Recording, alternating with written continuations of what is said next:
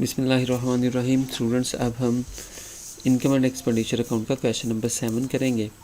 तो पहले जो क्वेश्चन किए उम्मीद है आपने देखे होंगे, आपको समझ आई होगी कि हमें ट्रायल बैलेंस में रिसीट्स और पेमेंट्स दी होती हैं और रिसीट्स एंड पेमेंट्स की बेस पे हमने इनकम एंड एक्सपेंडिचर अकाउंट बनाना होता है। तो हमारे सामने ये ट्रायल बैलेंस है, इसकी एक डेबिट साइड है, क्रेडिट साइड है। डेबिट साइड पे हमें जो इनकम है और लाइबिलिटीज़ है वो बताई होती हैं, और क्रेडिट साइड पे हमें एक्सपेंसेस और एसेट्स बताए होते हैं। हमने जो डेबिट साइड है इधर से इनकम लेनी होती है, रेवेन्यू लेने होते हैं, इनकम साइड पे लिख देते हैं। और जो क्रेडिट साइड है, जो पेमेंट साइड है, इधर से हमने एक्सपेंडिचर लेने होते हैं और वो एक्सपेंडिचर साइड पे लिख देते हैं।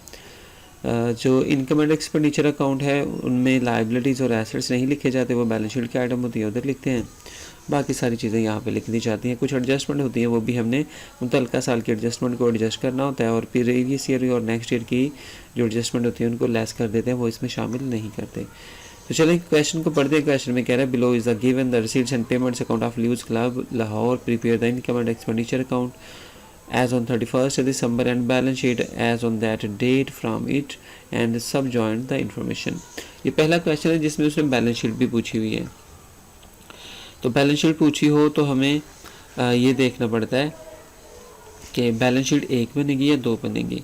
अगर ओपनिंग आइटम दी हुई है तो ओपनिंग बैलेंस शीट भी बनेगी। हम कैपिटल फंड फाइंड करने के लिए बनाएंगे ताकि हमें पता चल सके कि स्टार्ट ऑफ द ईयर में कितना कैपिटल ऑनर के पास था, ठीक है, या इस ऑर्गेनाइजेशंस के पास था।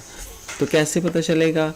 पहले हम वही normally income and expenditure account बनाते हैं, उसके बाद हम बैलेंस शीट की तरफ जाएंगे ताकि जो पहले आपने इनकम एंड एक्सपेंडिचर अकाउंट किया हुआ है आपको उसकी समझ है, तो पहले वही पोर्शन हम करेंगे।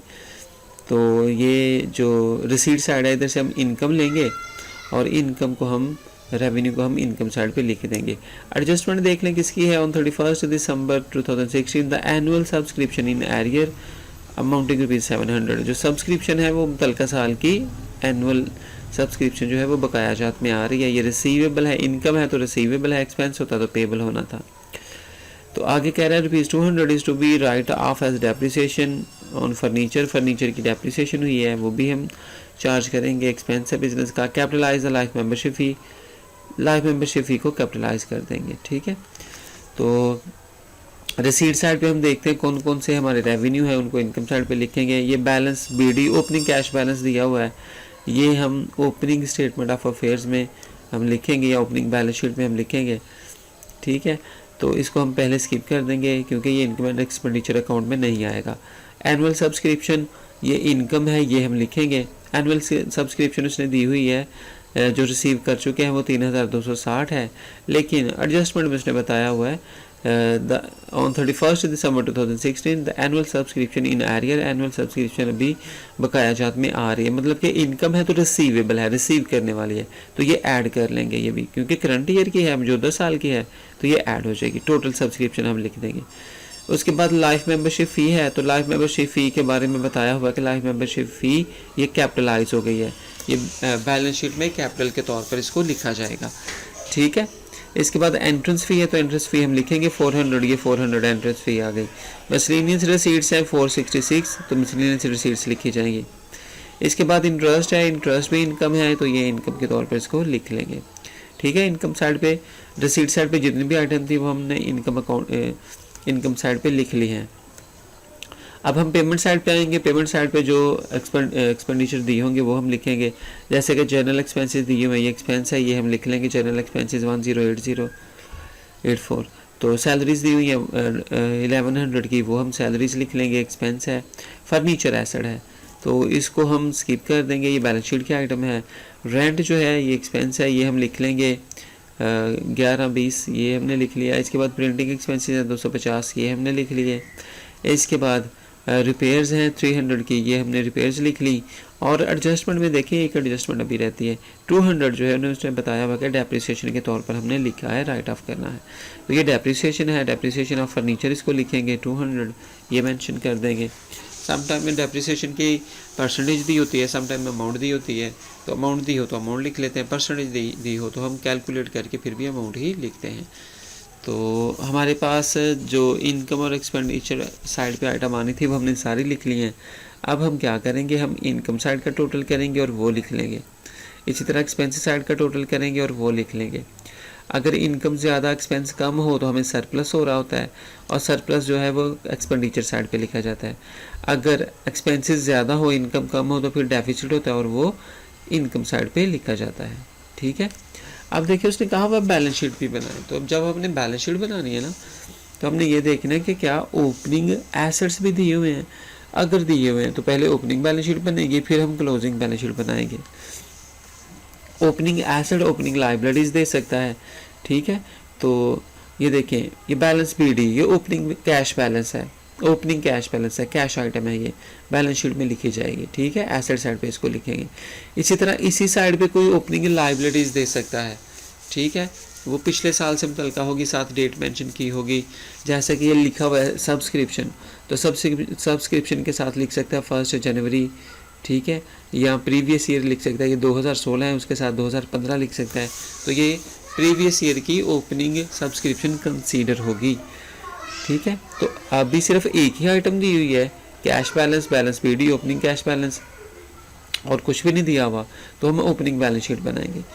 ओपनिंग बैलेंस शीट बनाने के लिए हम क्या करेंगे, बैलेंस शीट लिखेंगे, ऊपर बिजनेस का नाम लिख लेंगे, ल्यूज क्लब। ठीक है। एज ऑन 1 जनवरी 2000, जो भी ईयर उसने दिया वह आप यहाँ पे मेंशन कर लेंगे। 2016 है तो यहाँ पे 2016 ही लिख लेंगे। ठीक है। ओपनिंग डेट हमने लिख ली है। और इसके बाद balance BD, opening cash balance, ये हम एसेट के तौर पर लिखेंगे। और कोई अगर एसेट होता तो इस साइड पे लिख ले देना था। अगर कोई ओपनिंग लाइबिलिटीज होती तो वो इस साइड पे लिखी जानी थी, लाइबिलिटी साइड पे। तो अभी कोई भी आइटम नहीं दी हुई, तो हम क्या करेंगे, दोनों को इक्वल करने के लिए हम कैपिटल फंड उतना है जितना डिफरेंस है वो लिख देंगे। ठीक है। ये बैलेंसिंग फिगर है, हमारी ओपनिंग बैलेंस शीट जो है वो क्लोज हो जाएगी। इसको हमने कैपिटल फंड ही फाइंड करने के लिए बनाना होता है, तो कैपिटल फंड हमारे पास बैलेंसिंग फिगर 2476 आ जाएगी। इसके बाद हम क्लोजिंग बैलेंस शीट बनाएंगे। क्लोजिंग बैलेंस शीट में जो क्लोजिंग एसेट्स लाइबिलिटीज़ होती हैं वो लिखी जाती हैं। तो यहाँ पे भी हम देखें, बिजनेस का नाम लिख लेंगे और उसकी डेट मेंशन कर देंगे 2016, और फिर हम देखेंगे कि एसेट साइड पे कौन से एसेट हैं, ओपनिंग एसेट, और लाइबिलिटी साइड पे कौन से लाइबिलिटीज़ हैं। तो ये देखिए, सबसे पहले तो हमें कैश बैलेंस लिख लेना चाहिए, जो बैलेंस CD है, क्लोजिंग कैश बैलेंस है। ठीक है। ये बैलेंस CD दिया हुआ है, ये पहले लिख लें तो ज़्यादा बेहतर है। ठीक है। कैश बैलेंस ये दिया हुआ है। इसके बाद हम देखेंगे जो ट्रायल बैलेंस है, इसमें कोई फिक्स एसेट तो नहीं दिया हुआ। तो ये देखिए, फर्नीचर फिक्स एसेट है, ये दिया हुआ है 1600 का, ये हम लिखेंगे। और इसकी एडजस्टमेंट भी थी, 200 इसकी डेप्रिसिएशन हुई है फर्नीचर की। तो फर्नीचर की डेप्रिसिएशन लेस करके जो रिमेनिंग अमाउंट है 400, वो हमने लिखनी है।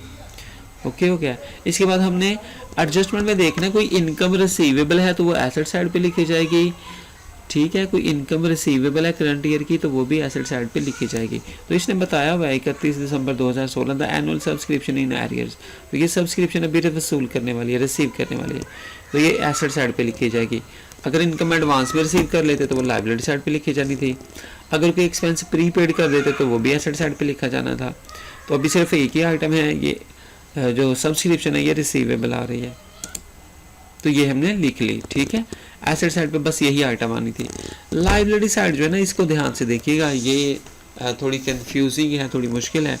तो लाइबिलिटी साइड पे सबसे पहले हम कैपिटल फंड लिखते हैं। एक क्वेश्चन हमने पहले भी किया था जिसमें कैपिटल फंड हमने 0 लिखा था, क्योंकि न्यूली स्टार्टेड बिजनेस हो तो कैपिटल फंड नहीं होता। तो यहाँ पे कैपिटल फंड हमने फाइंड किया था, साल के शुरू में जो कैपिटल था वो 2476 था, वो हमने लिखना है। इसमें ऐड करना है कोई भी आइटम जो कैपिटलाइज हुई हो। तो क्वेश्चन में उसने कहा था capitalise the life membership fee capitalise हुई थी 500, इसकी अमाउंट है, वो हम लिखेंगे, ये भी ऐड होगी।